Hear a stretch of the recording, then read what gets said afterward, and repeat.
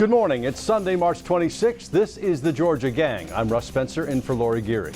The state Senate changes its rules to prohibit foreign travel on the taxpayer dime by lawmakers who are on their way out the door.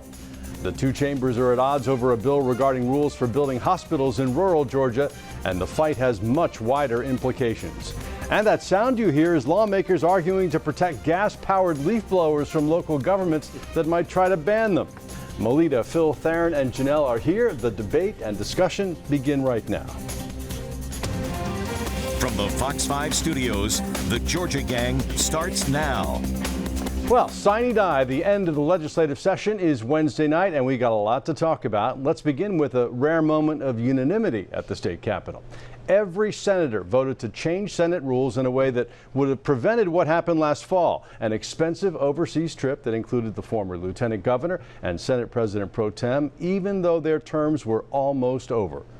Lieutenant Governor Burt Jones says the 54-0 vote was not aimed at anyone in particular, but the timing is undeniable. The Fox 5 I-team was there in November when then Lieutenant Governor Jeff Duncan returned to Atlanta from London and Germany. Both he and then Senate President pro tem Butch Miller took part in what they called an economic development mission at a cost of more than $110,000.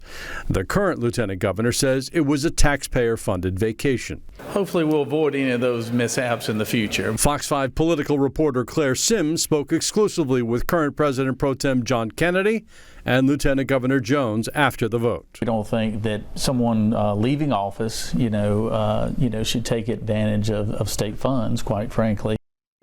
Now, beginning April 1st, Senate leadership will publish monthly reports online detailing all out-of-state travel expenses in an effort to improve transparency. The legislature is exempt from Georgia's open records law. We only know the cost of the November trip because Senate leaders chose to tell us.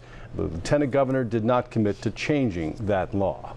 So let's bring in the panel. I don't want to pile on here or make too much of this, but we talked to Jeff Duncan. We tried to talk to Jeff Duncan and Butch Miller. They declined to comment. What were they thinking doing this?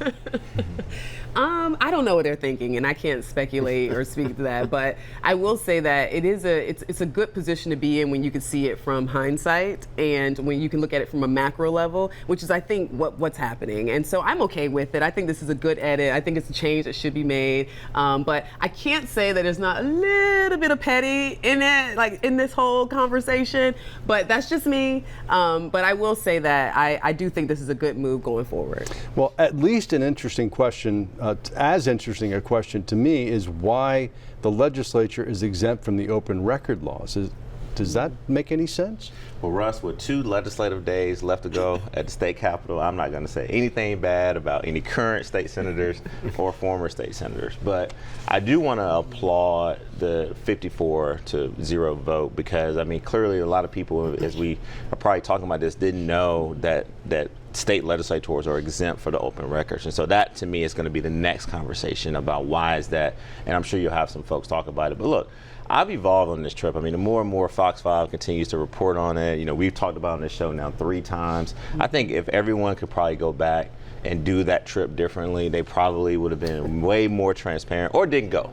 But the fact that we're now talking about it in March and this trip what happened back in December, I think it was. November. November. Yeah. Means that, look, it was a bad optics choice on behalf of the people who went. All right, let's talk about a more serious and current issue. It's contentious at the state capitol regarding rural hospitals, and Lieutenant Governor Jones is in the middle of that one, too. He is pushing a bill that would do away with some of the regulations governing construction of hospitals in counties with fewer than 50,000 people, saying it would help them get quality health care. Now, Jones's father, Bill, has advocated for the change, and some critics suggest the lieutenant governor may have a conflict of interest because the bill would clear the way for a new 100-bed hospital in Butts County, potentially on property owned by his father. Phil, as you know, larger hospital systems, Wellstar opposed this, saying it would hurt their hospitals. You've been paying attention to this. What do you think? Well, I've listened to the testimony, and we'll get to the lieutenant governor in a minute, but let's look at the bigger picture. Rural Georgia is struggling with health care. We all agree on that. that. 10 hospitals have closed over the last year or so, and the certificate of need is too tyrannical, and the whole point of this legislative initiative was to try to get more rural hospitals. And so some of the big hospitals like Grady and Piedmont supported, I think it was the Fifth Amendment that was done. There was a lot of lobbying by the Georgia Hospital Association. Senator Greg Dolezal spent a lot of time on this with his committee. I don't know if the reform is going to go, but we do need the reform. You know, the Democrats, Melita, Theron, you guys talk about expanding Medicaid. There's going to be no Medicaid to expand if you don't have the facilities out there to do it. So I praise Lieutenant Governor Jones. You know, Butts County that he represented in the state Senate, that's on the I-75 corridor. They need a hospital there. The county wants a hospital. Wellstar has one that only has 25 beds there. The population's expanding. I don't see anything wrong with these counties wanting to get out from under these bureaucratic regulations and not have to go hand in hand to get the certificate of need. And so that's the point of this legislation. I think if this reform passed, there would be 5 hospitals in rural Georgia that could open just like that. All right. Well, two things can be true at once. That Burt Jones has a point about rural hospitals and that there's a potential conflict going on. Melita, how do you see it?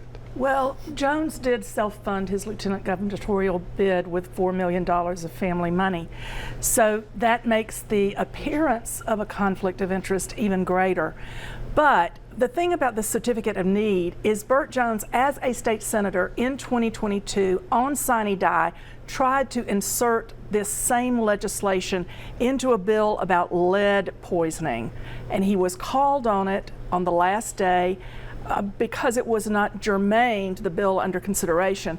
So if he cared so much, perhaps he should have proposed a study of the certificate of need issue earlier in the session when it could have been fully debated instead of trying to insert it with parliamentary maneuvers. The other thing about certificate of need, and I agree that it does need to be reformed, but one of the things that needs to be looked at is the fact that any hospital can close any part of its operations with 30 days notice. We've seen 41 labor and delivery units close around Georgia since 1994. So why not have a similar rigorous process for closing facilities that you have for opening them?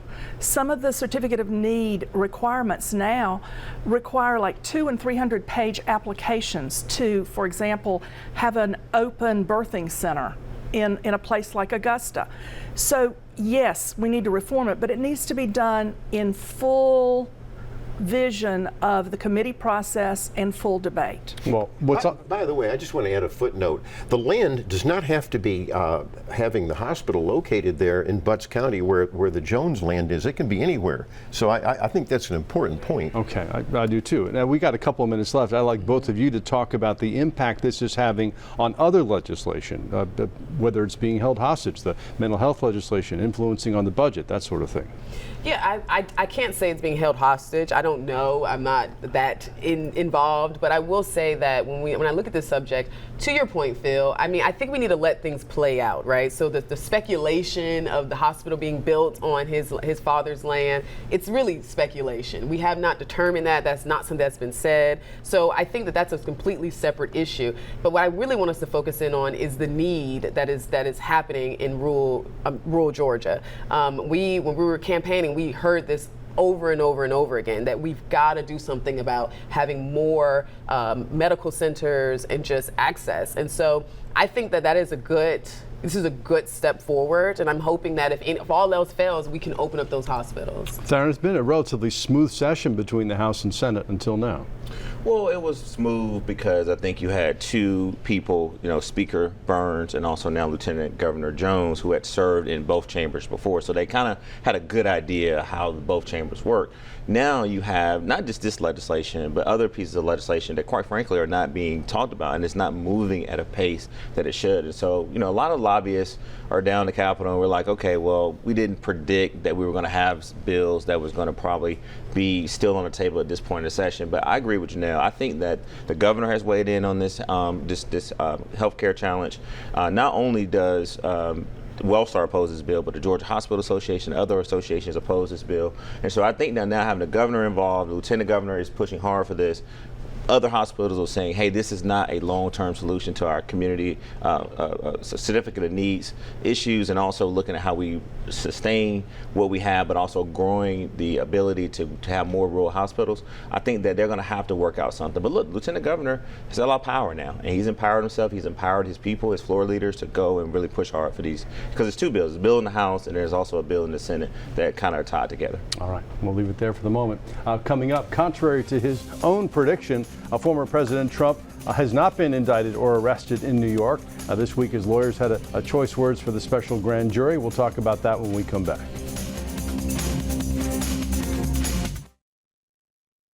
Have a question or comment for the Georgia Gang? Email them at georgiagang@foxtv.com. Former President Trump was not arrested in New York this week, and it's not really clear whether he ever will be.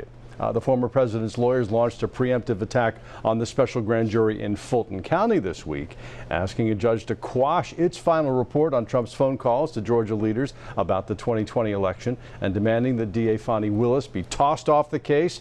And they also criticized Judge McBurney for talking with the media. The filing accuses the DA of going after Trump because he's running for re-election, but of course this inquiry started long before that. I'm interested in what you think about all of this, Theron. You know, I'm really kind of honestly tired of it. And let me tell you this. The president, former president, Donald Trump, wants us to feel bad about something he did. All right. No one put a gun to his head and say, hey, call the Secretary of State, call the governor, call then Speaker Ralston to try to get them to overturn democracy. No one pressured him into telling the Secretary of State to go find 11,000 plus votes. He should have took his loss like a man. All right, realized that had he probably done some things differently when he was in the White House, that led to him being defeated. And more importantly, we saw the writing on the wall. I mean, must remind people, I was there. I was on the Biden-Harris campaign. We knew we could win. It was during COVID. We saw the turnout going, and we saw that he was hemorrhaging, right? And we knew that he was not going to prevail, and we just knew that it was going to be a very close election. So the fact now that he's going after all of these folks, and as you said, he predicted that he was going to get arrested this week. That didn't happen. Raised $1.5 million according to his own campaign. And has become a victim. Right, he wants to become the victim of something that he is under investigation for doing. And so ultimately, I think that we got to take ourselves out of this legal process and let it play out. And I think that the district attorney has done her job. She's investigating him. And now these attacks from his lawyers and from him and saying that she's doing this because he's running for re-election president. No, she's doing this because he broke the law and he tried to overturn democracy. All right, Phil and Janelle, I see you both shaking your head. Janelle, you go first. Okay, so let's just talk about what this is really about. They don't want President Trump to run again. That's it. It's been that way from the beginning. So what happened in New York is interesting because what it did was it put the foolishness on display. Let's just go ahead and say it, call it what it is. It's harassment. At the end of the day, the call he made was, he said, I need you to find 11,000 votes. Now, I'm paraphrasing, but that's the gist of it. She has to prove that his intent was for them to go implement fake ballots and make up something in order to make this happen, not go and make sure that we're auditing appropriately and seeing if there's any other issues that we can see, that we can locate that will help us adjust this. Why? Because there were so many discrepancies. There was so much happening during the election process. So there were a lot of concerns. And so the conversation in and of itself, to me, I don't think she has two legs to stand on.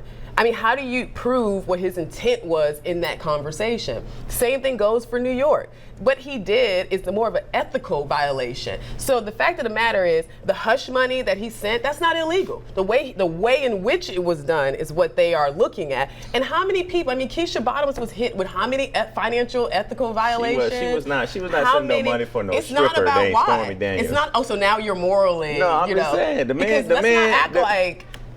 That's not why he's in trouble. That's not why he's in trouble. But the reason why they're trying to indict him is because he used the campaign funds versus he filed it incorrectly. But real quick, there was no crime. I have to defend Keisha. Comparing some ethics fines to a former president funneling $130,000 through his law firm, in which the Cohen, who's his That's lawyer, not proven. It's That's not. proven. It's And not. then he reimbursed well, then himself. indict That's them. not proven. They That is not can't. proven? The reason All right, why well, they can't is because they Let's get back to Georgia for a Let's second. talk about the legal, what's going on with Fani Willis and the fact that this was a sloppy special grand jury, that some goofball was the foreman who exposed all of this goings on. The filing says that she tainted the whole thing. She did, and that's the point, because here you have the DA's office throwing a party for the jurors. That's unheard of. I think the judge should be removed. I think it was a good point. Give it to another Fulton County Superior Court judge, and let's see what happens. But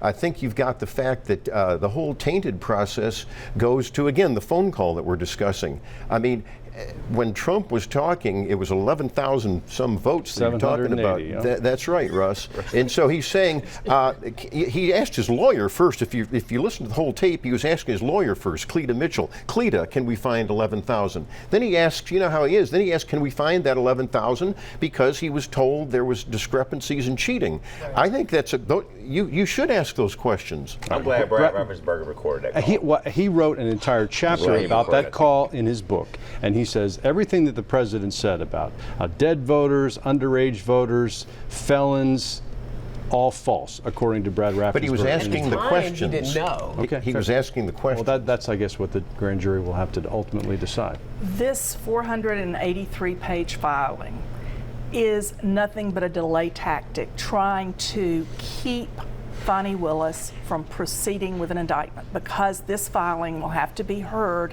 before any indictments can be issued.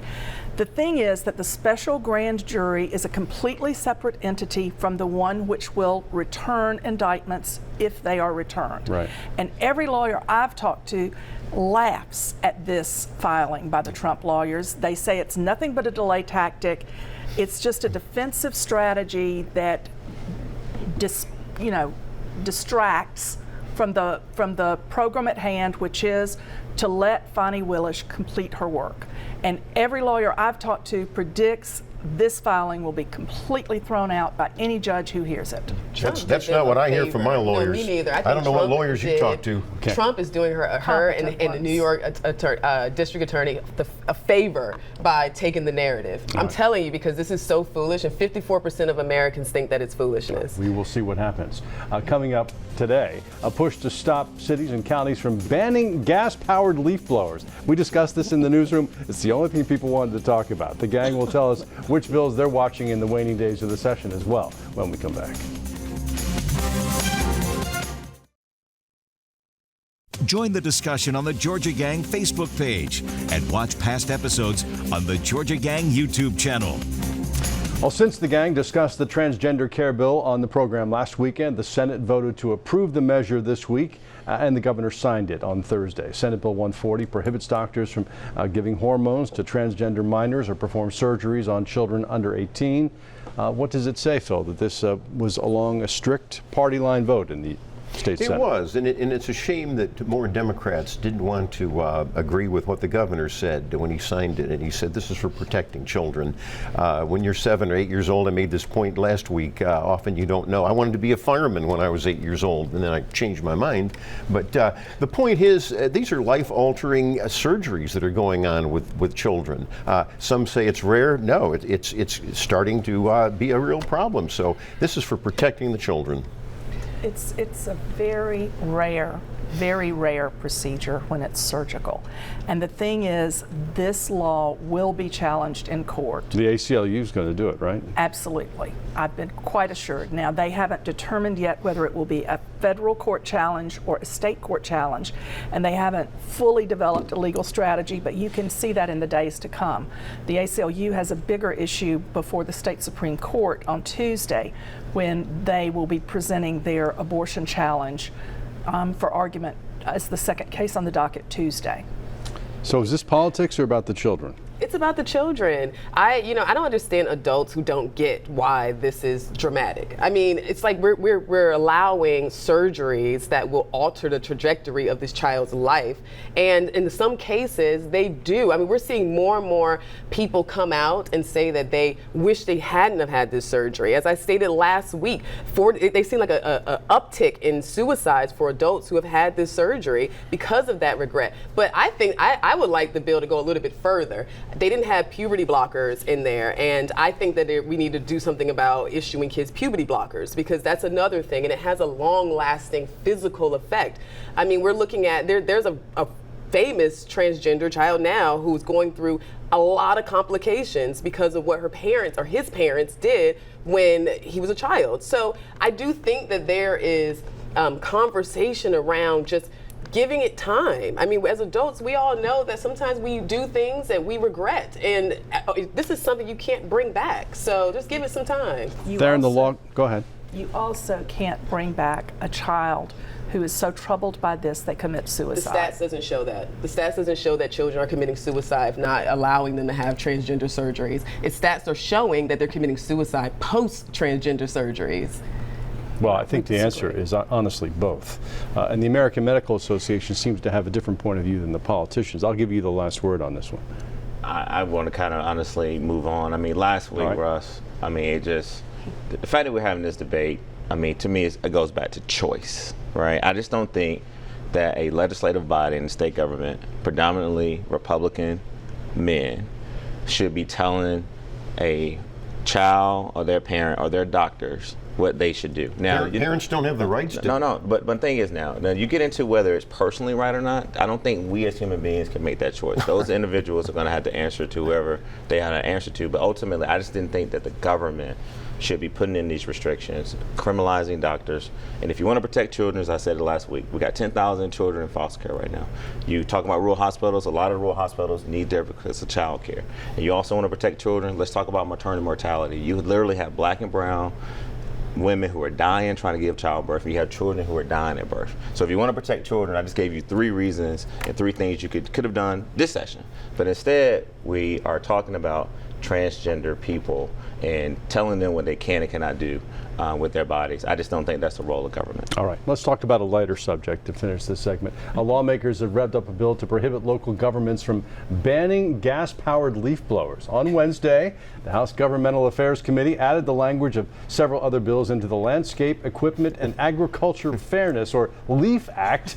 The underlying bill bans counties and cities from adding any additional regulations on the use or sale of gas-powered leaf blowers, including taxes and fees.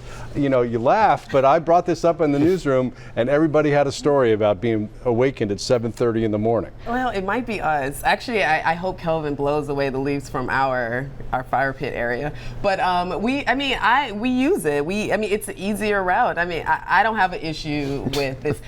Look, here's the thing. I don't know anybody who's up at 6 and 7 in the morning, using a leaf blower. I don't know if is that even something that's happening frequently? I've heard them at 8. The commercial services that come through our neighborhood. 8 is not early. When I get home at midnight from doing work, shift so for work. me it's For early. you it Yeah, is. but I get up Shift with work my look. This is a bit of a lighthearted thing, but I think it's also a unifying subject for a lot of folks. Well, what you have is Republicans who are all in favor of local control until they don't like the way local governments are trying to control a particular subject. Well, that's ridiculous and a total generalization. I mean, if you and I were sitting on a city council or county commission, you take it issue by issue. Yes, local control is very important, but it's kind of like when you have permits for building homes. There's certain times when you can do the construction, certain times not. Are Republicans wrong for having regulations on that? I think Republicans are for regulations, but we're not for the liberal over-regulation that we keep fighting. Okay, let's leave it there. I want you guys to have time for winners and losers, and that's next. Time now for the week's winners and losers. All right, Melita, let's start at your end of the table. Great, thank you. Leroy Chapman Jr. has been named editor-in-chief of the Atlanta Journal-Constitution. He becomes the first black editor in the paper's 155-year history. And Kevin Riley, who is the longest-serving editor of any metropolitan newspaper in the country, has announced his retirement. But that's a great milestone for journalism in Atlanta. Also, congratulations to Jonesboro Mayor-elect Danya Saylor. She is the first black mayor in the city. And then my loser of the week is South Carolina Senator Lindsey Graham, who has been admonished by the Senate Ethics Committee because he solicited campaign funds for Herschel Walker, which is the Georgia connection, while standing under the rotunda of the Senate Russell Building 5 times during a 2022 interview. All right. Phil? I've got a loser. Her name is Chandra Farley. She is Atlanta's sustainability officer. This is incredible. She's a top person in Mayor Andre Dickens' cabinet, and yet she's on the board of a virulently anti-police left-wing group. It's incredible that she would be in this administration with the mayor and the police chief trying to get a new police training facility built. She needs to go somewhere else. And Fani Willis, we talked about her, Fulton County's DA. The criminal cases are not coming to the Superior Court judges in Fulton County. She's put her eye off the ball and is not prosecuting the criminals. And one more, Randy Kozich, he's the new National Rifle Association legislative director. He's from Georgia, and he's a great Second Amendment proponent. All right, you two have 45 seconds to split. Yeah, I want to respond to the Chandra Farley. So since then, Phil, you left this part out. She gave notice that she resigned for that board. We knew you were going to attack her on the family. Secondly, this is a organization that's been pretty much dormant for over a year. But I want to join my leader, Kevin Riley, definitely on retirement, and Leroy Chapman became the first African American in 155 years. That's fantastic. Winners. And shout out to Kate Hudson, who hosted her first Education Veritas event. I emceed it last night. It was a wonderful event. We had Pastor Amachuka, we had Dr. James Lindsay, and Dr. Alveda King, and it was a really great discussion. And also, if you're in the Cobb area, my husband will be at the Cobb GOP on this coming Saturday. All right, and Representative Lena Hagen's soapbox derby bill is back. It hasn't been passed, but it might be. Fox News Sunday is next.